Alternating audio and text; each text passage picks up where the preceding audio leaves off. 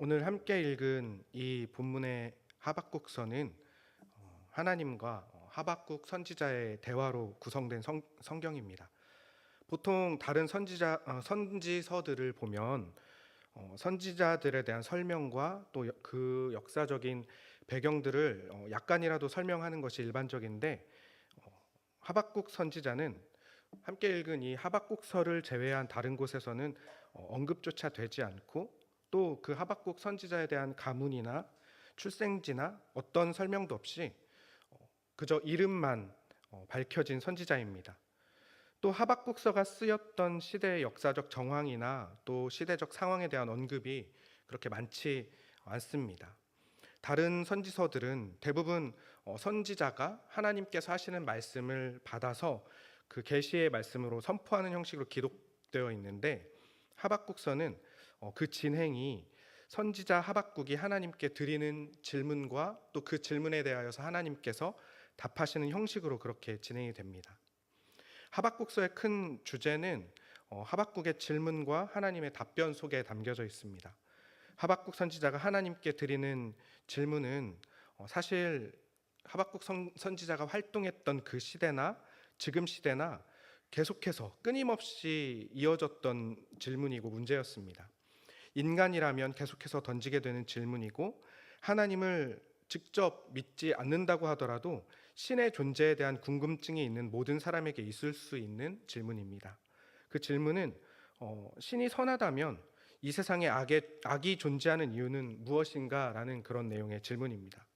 이 질문을 하박국 선지자의 입장에서 해본다면, 이 세상 누구보다 공의와 정의를 사랑하시는 하나님이 통치하시는 이 이스라엘, 유다에서 이런 불의한 일들이 일어나는 이유는 무엇입니까? 라고 그렇게 하나님께 질문하는 것입니다. 사실 이 질문은 신의 존재를 조금이라도 인식하거나 또 인정하는 사람이라면 누구나 해볼 수 있는 질문이고, 실제로 인간의 삶에서 악과 고통 그리고 정의와 공의에 대한 문제에 대해서 끊임없이 생겨나는 의구심이라고 볼 수 있을 것 같습니다. 하박국 선지자는 지금 그가 믿고 있는 하나님은 정의와 공의의 하나님이신데, 하나님께서는 왜 이렇게 넘치는 악을 그냥 보고만 있으신지 하나님께 질문하고 있습니다. 본문의 2절 3절을 보면 하박국 선지자가 질문하는 상황과 그 배경을 조금 볼 수가 있는데, 2절 3절입니다. 여호와여, 내가 부르짖어도 주께서 듣지 아니하시니 어느 때까지리이까? 내가 강포로 말미암아 외쳐도 주께서 구원하지 아니하시나이다. 어찌하여 내게 죄악을 보게 하시며 패역을 눈으로 보게 하시나이까? 겁탈과 강포가 내 앞에 있고 변론과 분쟁이 일어났나이다. 이 질문을 통해서 우리는 하박국이 살던 시대, 그러니까 유다의 사회가 어떤 상태인지를 짐작해 볼 수 있습니다. 조금 자료들을 더 살펴본다면 이미 이 하박국이 활동하던 시대에 12년 전, 그러니까 요시야 왕으로부터 유대 사회는 종교 개혁을 경험했습니다. 요시야 왕이 성전에서 율법서를 발견하고 그동안 잊고 살았었던 하나님의 명령과 규례를 다시 따를 것을 다짐하면서 온 유다 땅에 하나님의 말씀으로 돌아갈 것을 왕에서부터 백성들까지 다짐했습니다. 하지만 지금 하박국이 2절 3절에서 외쳤던 것처럼 그렇게 하나님께 절규와 같은 질문을 쏟아내는 것을 보면 12년 전에 유대의 종교 개혁을 통해서 다짐했던 그 다짐들은 하박국이 활동하던 그때까지 이어지지 못했던 것 같습니다. 그래서 하박국은 폭력, 불의, 악행, 파괴, 다툼과 같은 이런 불의한 것들이 난무하는 유다를 고발하고 있는 것입니다.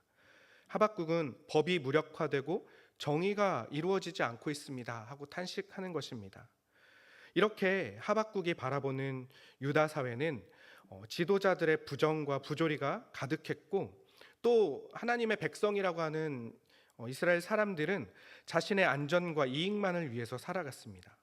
하나님의 뜻대로 나라를 다스리고 사람들을 하나님의 말씀으로 가르치고 또 하나님의 백성다운 길에 서려는 움직임은 전혀 찾아볼 수 없고, 모두 다 자기의 이익이 우선이 되어서 그렇게 살아가는 자들이 오히려 더 그렇지 않은 하나님의 말씀대로 살아가려고 하는 자들보다 더 형통한 세상이 되어버린 것입니다. 하박국은 유다 사회에 이렇게 만연한 부조리와 악함을 보고 한탄하면서 하나님께 이렇게 질문하는 것입니다. 하나님, 얼마나 제가 더 외쳐야 우리를 도와주실 것입니까? 어째서 날마다 죄악을 목격하시고 우리가 고난을 마주하게 하십니까? 혼란과 억압과 약탈과 폭력 같은 죄악이 여기저기서 터져 나오고 있습니다. 법과 질서는 이미 땅에 떨어졌고 정의는 사람들의 입에 농담거리가 되었습니다. 악인은 의인을 휘두르고 정의를 완전히 뒤집어 엎어 놓았습니다. 라고 하나님께 하소연하면서 유다 안에서 하나님의 법이 그리고 일반적인 모든 것들이 정상적으로 발동하지 못하고 그래서 하나님의 정의가 무너졌다라고 그렇게 탄식하는 것입니다. 하나님은 분명히 정의의 하나님이신데 어째서 이런 정의롭지 못한 자들이 힘을 더 쌓아가고 그 힘을 바탕으로 사회를 쥐락펴락하는 것이 이해가 되지 않았던 것입니다. 그래서 제발 납득이 되고 정당한 사회를 만들어 주십시오. 그것이 정의로운 거 아닙니까? 라고 외치는 것입니다. 하박국의 이 풀리지 않는 의문과 질문은 그 당시 유대 사회에만 할 수 있는 질문은 아닙니다. 지금 우리가 살아가는 이 세상, 우리가 보고 있는 이 세상도 하박국이 했던 질문과 똑같은 질문을 당장 던진다고 해도 이상하지 않은 세상입니다. 그게 우리나라만 그렇다는 것도 아닙니다. 전 세계 어딜 봐도 악한 자들, 그리고 자신만을 위해서 살아가는 자들, 하나님 없이 살아가는 자들이 더 잘 되고 있고 또 더 잘 나가는 것처럼 보이고 또 더 큰 힘을 소유하게 되는 것이 오히려 이제는 당연한 세상이 되었습니다. 보통 세상의 정의는 각자의 문화나 사회적인 통념에 따라서 조금씩 차이는 있을 수 있습니다. 그런데 대부분은 대다수 사람의 이익과 자유, 평등과 윤리 같은 것들이 균등하게 이루어져야 정의롭다라고 그렇게 말합니다. 그런데 심지어 우리가 살아가는 이 세상은 세상이 그동안 정의해왔던 그 정의로움과 또 옳음, 그것의 판단의 기준이 너무나도 치우쳐가고 있는 것 같습니다. 그리고 그 경계가 많이 모호해졌습니다. 각자가 좋다고 생각하는 것들이 진리나 정의가 되고 그것이 옳은 것이 됩니다.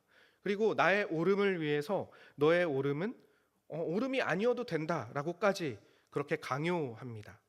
그렇기 때문에 세상이 규정하는 정의는 절대로 절대적인 정의가 될 수 없습니다. 누구에게는 정의가 될 수 있지만 누구에게는 그렇지 않을 수 있으며 인간이 규정하는 모든 옳음과 정의는 자신에게는 관대하고 타인에게는 엄격하게 적용되는 것이 어쩔 수 없기 때문입니다. 그런 문제들 때문에 애초에 우리 세상 속에서 절대적인 정의는 있을 수가 없습니다. 단지 그렇게 정의라는 것을 서로 약속하고 그 틀 안에서 생각하고 판단하는 것뿐입니다. 하박국은 불공평하고 정의롭지 못하다고 생각하는 현실 속에서 정의를 외치고 있습니다. 그런데 하박국의 불평 그리고 그가 외치는 정의는 하나님을 알지 못했기 때문에 터져 나오는 것이 아니었습니다. 하박국의 질문은 하나님을 아는 것부터 시작됐습니다. 분명 그가 이해하는 하나님은 출애굽기 34장 6절 7절에서 말하고 있는 하나님일 것입니다. 출애굽기 34장 6절 7절 말씀입니다. 여호와께서 그의 앞으로 지나가시며 선포하시되 여호와라 여호와라 자비롭고 은혜롭고 노하기를 더디하시고 인자와 진실이 많은 하나님이라 인자를 천대까지 베풀며 악과 과실과 죄를 용서하리라 그러나 벌을 면제하지는 아니하고 아버지의 악행을 자손 3, 4대까지 보응하리라. 하박국이 외치는 정의, 하박국은 지금 정의를 외치고 있는데 하나님께 의인이 악인에게 둘러싸여 고통당하고 있는데 하나님 뭐 하십니까? 하나님의 정의를 왜 안 펼치십니까? 하나님은 분명히 벌을 면제하지 않는 하나님이라고 말씀하셨고 아버지의 악행을 자손 3, 4대까지 보응하시는 하나님이라고 하셨는데 지금 보이는 이 악함들을 왜 보응하지 않으십니까? 라고 그렇게 따지는 것입니다. 이 하박국의 외침에는 분명한 것이 있습니다. 바로 의인과 악인이라는 구분입니다. 이것은 하박국에게 의인과 악인을 나누는 기준이 분명히 있다라는 그런 뜻입니다.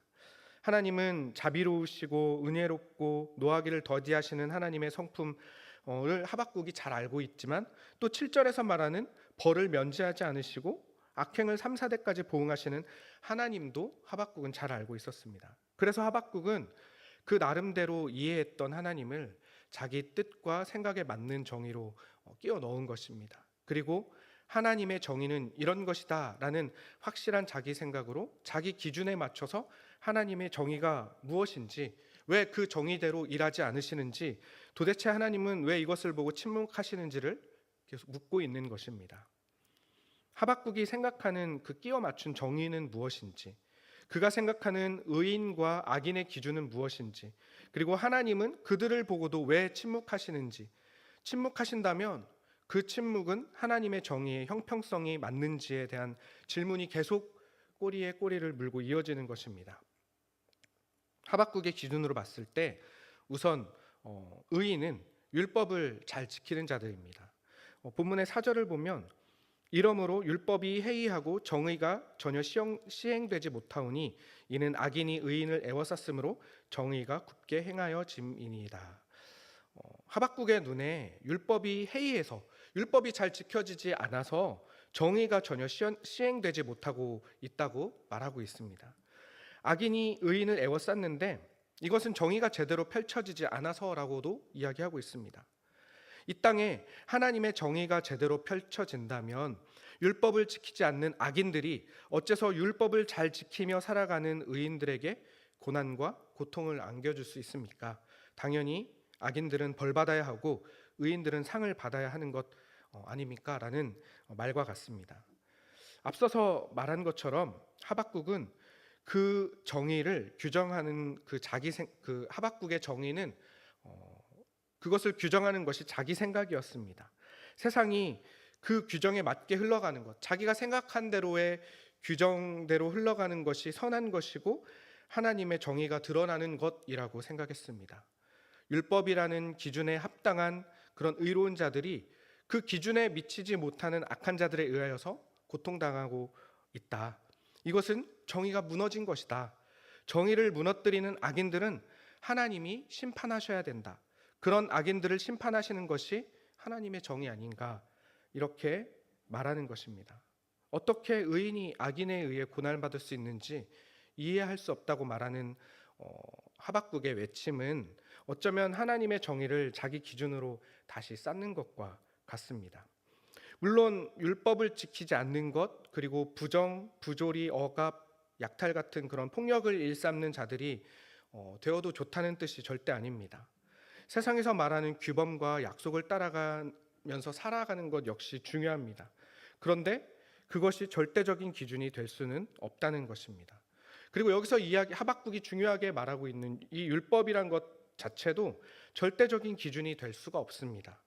율법은 하나님께서 주신 것이지만 그 율법 자체가 우리를 의롭게 할 수는 없기 때문입니다. 애초에 우리는 율법을 완벽하게 지킬 실력이 있는 자들이 아니기에 율법으로는 완전해질 수 없습니다. 그러니까 율법을 지켜서 의로워질 수 있고 정의로워질 수 있다는 것이 아닙니다. 그래서 하나님은 율법이 아니라 은혜로 우리를 의롭게 여겨주신 것입니다. 하박국은 하나님을 알았지만 제대로 알지 못했습니다. 하나님이 일하시는 방법, 하나님의 정의대로 세상을 다스리시는 것이 무엇인지 제대로 알지 못했던 것입니다. 우리도 마찬가지입니다. 우리도 하나님이 어떤 분이신지, 우리를 어떻게 이끌어 가시는지 제대로 알지 못하면 잘못된 것들을 구하면서 살아가게 되는 것입니다.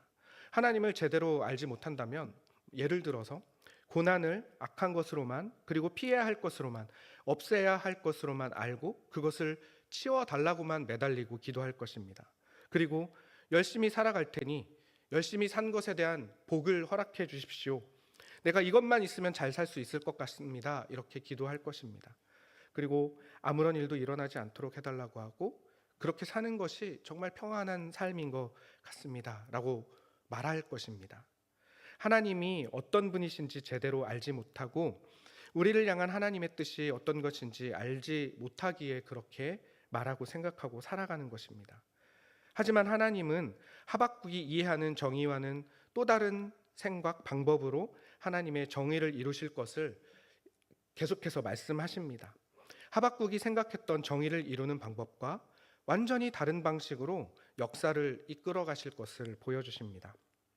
5절에서 10절입니다. 여호와께서 이르시되 너희는 여러 나라를 보고 또 보고 놀라고 또 놀랄지어다. 너희의 생전에 내가 한 가지 일을 행할 것이라. 누가 너희에게 말할지라도 너희가 믿지 아니하리라. 보라, 내가 사납고 성급한 백성 곧 땅이 넓은 곳으로 다니며 자기의 소유가 아닌 거처들을 점령하는 갈대아 사람을 일으켰나니 그들은 두렵고 무서우며 당당함과 위엄이 자기들에게서 나오며 그들의 군마는 표범보다 빠르고 저녁 이리보다 사나우며 그들의 마병은 먼 곳에서부터 빨리 달려오는 마병이라. 마치 먹이를 움키려 하는 독수리의 나름과 같으니라. 그들은 다 강포를 행하러 오는데 앞을 향하여 나아가며 사람들을 사로잡아 모으기를 모래같이 많이 할 것이요 왕들을 멸시하며 방백을 조소하며 모든 견고한 성들을 비웃고 흉벽을 쌓아 그것을 점령할 것이라. 하박국은 의인을 괴롭히는 악인을 심판하시는 일로 하나님께 정의를 보여주십시오라고 그렇게 말했지만 하나님은 더 이해하지 못할 대답을 하십니다. 하박국이 호소한 대로 악인들을 내가 따로 심판하겠다라고 그렇게 말씀하시는 것이 아니라 유다 전체를 바벨론에게 넘기겠다 이렇게 말씀하시는 것입니다. 분명 하박국 선지자는 유다 백성 중에 악인들, 율법을 지키지 않고 불의를 행하고 있는 그런 자들을 심판해 달라고 언제까지 그들에게 고통받아야 하느냐고 묻고 있었는데 하나님은 하박국 선지자가 말하는 불의를 행하는 자들은 물론이고 하박국 선지자가 생각하는 의인들까지도 유다 전체를 바벨론 손에 넘기겠다고 그렇게 말씀하시는 것입니다.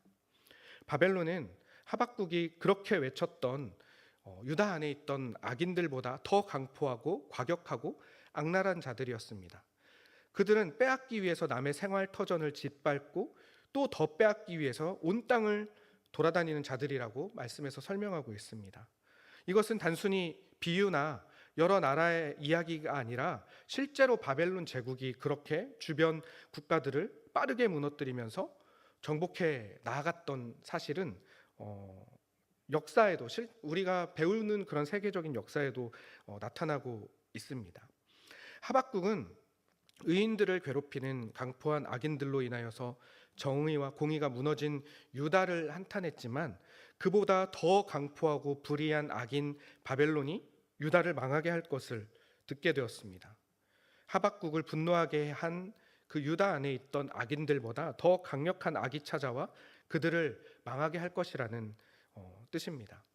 하박국은 단지 정의와 공의가 무너진 부패한 유대 사회의 악인들을 심판하지 않는 하나님에게 하나님의 정의가 어디 있느냐고 물었는데 하나님은 하박국이 불의하다고 여겼던 악인들보다 더 포악한 자들을 들어서 유다의 무너진 정의를 심판하겠다고 그렇게 말씀하시는 것입니다. 하나님의 백성, 그 속에 의인이라고 생각하는 자들까지 바벨론에게 멸망당하게 될 위기에 처한 것입니다. 하박국은 유다의 악인들이 심판받아야 정의가 바로 세워진다고, 그래서 심판받아 마땅한 존재라고 생각했습니다. 그런데 이제 더 큰 악한 존재라고 생각하는 바벨론이 유다를 망하게 할 거라는 소식을 듣게 돼서 너무나 황당하고 더 이해가 되지 않았을 것입니다. 그렇다면 하박국이 생각했던 악한 존재들인 유다 사회를 무너뜨린다고 생각했던 악인들과 또 유다를 멸망시킬 바벨론과 같은 존재들은 쓸모없는, 없어져 버려야만 하는 존재들인가요? 그들이 심판받고 없어져야만 하나님의 정의가 바로 세워지는 것일까요? 아이러니하게도 하나님은 그런 바벨론을 사용하여서 유다를 치십니다. 하나님이 이스라엘과 맺은 언약을 잊어버리신 것도 아니실 텐데 하박국의 해결 방법은 악인을 심판하시는 것이었지만 하나님의 해결 방법은, 하나님의 이끌어 가시는 방법은 악한 존재를 사용하여서 하나님의 백성을 그들에게 넘겨버리는 것이었습니다. 바벨론은 자기 힘을 신이라고 여기는 자들이라고 말씀에서 표현할 만큼 힘으로 모든 것을 이룰 수 있다고 생각했습니다. 강력한 힘으로 자신의 존재를 증명하며 스스로 주인이 되고 스스로 신이 되었습니다. 바벨론은 강력한 그 힘으로 자신의 존재를 증명하고 신이 되어서 주변 나라들을 점령하고 그렇게 따르게 했습니다. 하지만 그들이 가진 힘도 잠시 있을 뿐 결국 사라질 것입니다. 영원할 것 같은 바벨론도 바람같이 급히 사라질 거라고 11절에서 말씀하십니다. 그들은 자기들의 힘을 자기들의 신으로 삼는 자들이라. 이에 바람같이 급히 지나치게 행하여 범죄하니라. 그렇게 주변 나라들을 급하게 빠르게 무너뜨리고 강력한 힘을 가진 그 바벨론도 결국에는 하나님께서 쓰시고 또 멸망하게 하실 것입니다. 하나님은 자기 힘으로 세상을 정복하려는 바벨론을 쓰신 것처럼 우리가 이해할 수 없는 하나님의 방법으로 이끌어 가십니다. 그러나 그 강력한 바벨론조차 오래 가지 않고 사라질 것은 그들의 힘도 결국 사라진다는 것은 유다의 관점에서 본다면 바벨론에게 넘어가는 것은 분명한 심판처럼 보이게 될 것입니다. 하나님의 백성들이 이방신을 섬기는 자들에게 무너진다는 것은 아주 절망적인 일이고 하나님이 유다를 버리셨다고 생각할 만한 그런 상황일 수도 있습니다. 하지만 하나님은 바벨론을 사용해서 유다를 치셨지만 바벨론 역시 오래가지 못할 것입니다. 유다의 멸망은 유다에게 있어서 심판처럼 느껴질 수 있겠지만 동시에 다시 살아나는 회복과 생명의 과정임을 우리는 성경을 통해서 확인할 수 있습니다. 하나님의 방법은 우리가 다 이해할 수 없습니다. 하박국도 자신의 기준으로 정의와 공의가 무엇인지 판단하고 하나님께 요구하며 외쳤지만 하나님은 하박국이 상상할 수 없는 방식으로 하나님의 뜻을 이루어 가십니다. 우리는 종종 우리의 기준과 뜻에 하나님의 뜻과 방법을 맞추려고 합니다. 내가 바라는 것, 나에게 유익한 것, 누가 봐도 좋은 것으로 믿음의 기준을 삼곤 합니다. 그래서 믿음을 그것들을 얻어내는 도구로 여기면서 매달리는 경우가 많습니다. 내 뜻대로 하나님의 뜻이 맞춰지기를 간절히 바라고 원하지만 하나님은 우리를 그렇게 이끌어 가시지 않습니다. 우리의 바람대로 일하시는 것이 아니라 우리가 하나님의 백성으로 더 자라날 수 있는 하나님의 방법으로 인도하십니다. 하나님의 방법을 우리의 기준으로 바라보고 이해하려고 한다면 때로는 손해보는 일처럼 느껴지고 망한 것처럼 보여지고 피하고 싶고 도망가고 싶을 때가 많이 있을 것입니다. 그러나 하나님은 그러한 모든 일로 우리를 더 하나님의 자녀다운 자들로 만들어 가시고 그 선함으로 인도해 가실 것입니다. 말씀을 정리하겠습니다. 우리는 하나님의 정의와 하나님의 방법을 완전히 이해할 수는 없을 것입니다. 우리는 하나님처럼 완전하지 못한 자들이기 때문입니다. 우리의 작은 지혜로는 하나님의 크심과 계획을 다 이해할 수 없습니다. 하지만 하나님께서는 분명히 말씀을 통해 하나님이 어떤 분이신지 그리고 우리가 그런 하나님을 따르고 주인으로 고백할 정도의 충분한 은혜를 허락하실 것입니다.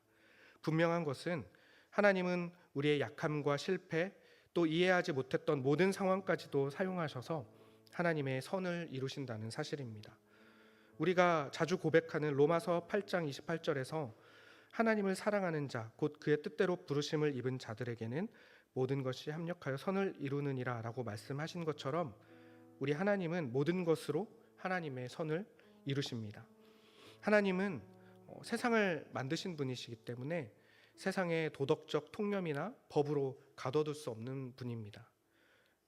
이 땅의 정의에 묶이지 않고 우리에게 하나님 나라를 향한 소망을 계속해서 보여주십니다. 하나님이 원하시는 정의는 단순히 이 땅에서의 법과 질서에 묶이는 것이 아니라 하나님의 사랑과 은혜로 살아가는 것입니다. 우리는 우리가 어떻게 의롭다 여김을 받았는지 계속해서 기억해야 하며 스스로 정의의 판단자가 되어서는 안 됩니다. 우리의 기준은 오직 하나님께만 두고 또 오직 하나님이 우리의 기준이심을 정직하게 고백하며 우리 스스로가 판단자가 되는 것이 아니라 그 앞에 하나님 앞에 온전히 설 수 있는 그런 담대한 자가 되기를 소망합니다. 그렇게 고백하는 자들은 하나님께서 긍휼히 여기시고 하나님의 백성다운 자리까지 인도하실 것입니다. 심판 아래 자유로운 자는 아무도 없습니다. 의인은 없으며 인간의 기준으로 누구는 의롭고 누구는 악하다는 판단하는 것도 하나님의 정의가 아닙니다. 세상의 기준은 법을 잘 지키는 것으로 정의를 구분하지만 하나님만이 완전한 정의와 기준이 되시는 것입니다. 그처럼 완전한 정의이신 하나님이 우리에게 바라시는 것은 다른 어떤 것을 이루거나 어떤 거창한 것이 아니라 하나님을 온전히 알고 따르는 것입니다. 내가 판단자가 되고 모든 일의 주관자가 주인이 되는 것이 아니라 하나님을 따르는 것을 가장 중요한 가치로 삼고 하나님의 정의를 알고 하나님의 방법을 따르는 것이 하나님의 백성으로서 살아가는 것임을 고백하는 것입니다. 하나님의 백성으로 살아가는 자들에게 세상은 그들의 정의를 우리에게 강요하겠지만 세상의 정의는 상대적이고 하나님의 정의만이 절대적임을 고백하면서 세상의 방법과는 전혀 달리 하나님께서는 우리의 실수와 실패마저도 사용하고 선함을 이루신다는 것을 고백하는 우리 되기를 원합니다. 하나님의 실력과 방법은 우리의 능력과 이해를 초월합니다. 하나님은 우리를 실패하게 내버려 두지 않으시고 우리를 이끌어 가실 것입니다. 우리가 주저앉을 수는 있지만 하나님 손에서 벗어날 수 없습니다. 우리의 정의와 방법에 붙들린 자들은 하나님의 정의와 방법에 붙들린 자들은 이런 삶을 살아가게 되는 것입니다. 우리 삶 속에서 온전히 하나님만을 바라보며 내 생각에 하나님의 정의와 일하심을 억지로 끼워 넣지 말고 하나님의 열심에 우리를 온전히 맡기는 우리 모두가 되기를 바랍니다. 다른 것들이 아니라 하나님께 맡김이 우리의 실력이 되는 삶을 살아가기를 간절히 소망합니다. 함께 찬양하시겠습니다. 세상의 것들을 구하는 것이 아니라 오직 하나님 한 분, 하나님의 정의가 이 땅 가운데 임하기를 찬양하겠습니다. 주의 나라가 임할 때 하나님 임재하실 때 예배가 회복되며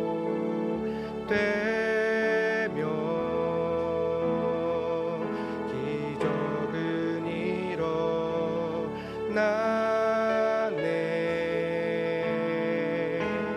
전능하신 주 영원하신 능력의 통치자 자유가 선포되어 주 백성 돌아오네.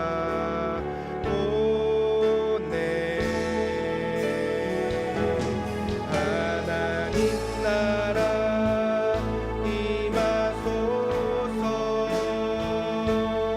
영광과 존귀 능력과 위엄 놀라운 사랑의 기적의 하나님 지금 이곳에 오소. 하나님 나라 임하소서. 하나님 나라 임하소서. 영광과 존귀 능력과 위엄 놀라운 사랑의 기적의 하나님 지금 이곳에 오. 하나님 나라 임하소서. 하나님 나라 임하소서. 영광과 존귀 능력과 위엄 놀라운 사랑의 기적의 하나님 지금 이곳에 오소.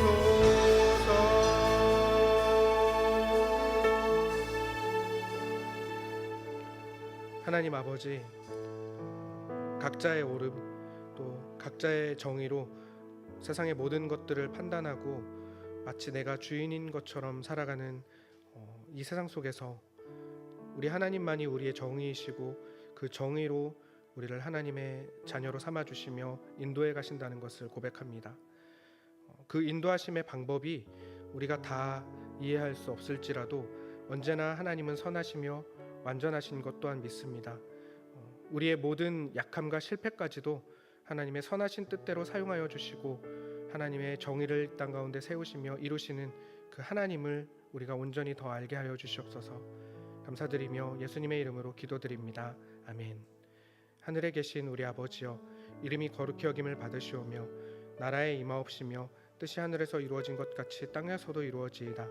오늘날 우리에게 일용할 양식을 주옵시고 우리가 우리에게 죄 지은 자를 사하여 준 것 같이 우리 죄를 사하여 주옵시고 우리를 시험에 들게 마옵시고 다만 악에서 구하옵소서. 대개 나라와 권세와 영광이 아버지께 영원히 있사옵나이다. 아멘.